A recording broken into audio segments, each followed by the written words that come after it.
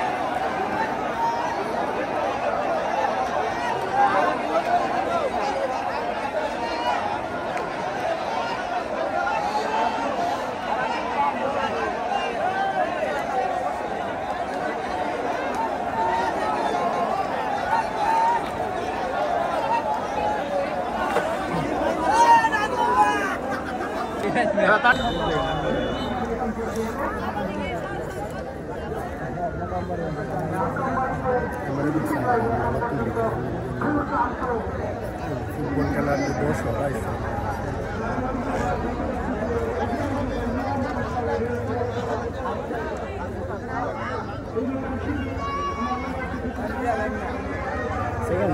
না হতো তাড়াতাড়ি আনন্দের কারণ বাদ নেই বাদ ট্রাইফেগারের 30 মিনিট বাড়ায়